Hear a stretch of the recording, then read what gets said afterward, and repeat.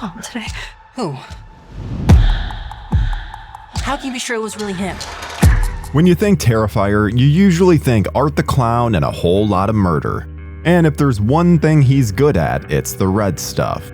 The one issue I've always had with the Terrifier series is that it's always been kind of lacking in narrative. It mostly feels like moving from kill to kill and trying to soak in the trauma of it all.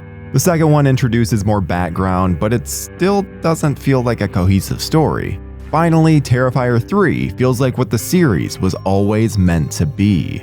Terrifier 3 picks up 5 years after the events of 2, with the survivors just trying to live their lives. Sienna still has a lot of PTSD, and it only gets worse when she starts seeing Art the Clown yet again, and townsfolk start getting violently murdered.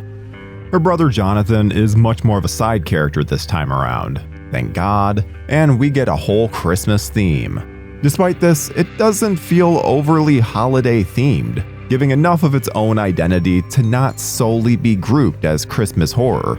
This can definitely be watched at any time of the year. The entire opening sequence is ridiculously impressive. It's pretty much what you would expect from a slasher, but it ramps things up so quickly and heads firmly into "did they just do that?" territory. It's one of the many iconic scenes that puts shocking kills at the forefront, but makes sure not to skimp on the tension. There are great shots that fully utilize that Christmas atmosphere. The acting is much better this time around, with nearly everyone that returns improving their performances. There are some really funny cameos from the world of horror like Clint Howard, Tom Savini, Daniel Roebuck, and even Jason Patric. I was skeptical about Art the Clown being touted as being a legendary horror villain with so many limited appearances, but I'm finally starting to see it. David Howard Thornton brings some maniacal joy to Art that cannot be matched. When Art isn't murdering, I love how much more lore is added to the series. They add just enough to give more of a clear image of his evil without going overboard with origin. Art becomes more and more intriguing with every entry because there's still a layer of mystery surrounding him. One element I loved was the introduction of a girl obsessed with Art and his killings. There's a great moment where she talks all about Art's exploits and he gets giddy out in the hallway hearing all of his achievements. Moments like that help to bring in the fun versus soaking in the traumatic moments. Because while there is certainly a fair share of brutal scenes, it's all presented in such an entertaining way. The setup and payoff is expertly handled. If I had to complain about anything, it's some of the stereotypical story beats.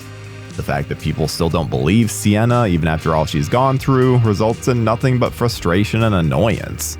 But it does make their murders all the more satisfying. There's also a child character that doesn't entirely work and I kind of wish was excised completely.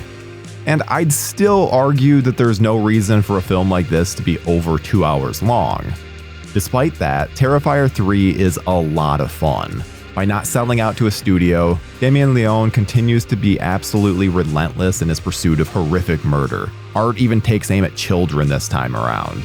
Quite a few times, actually. So this is not for the sensitive. And that's precisely the kind of franchise the horror world needs right now.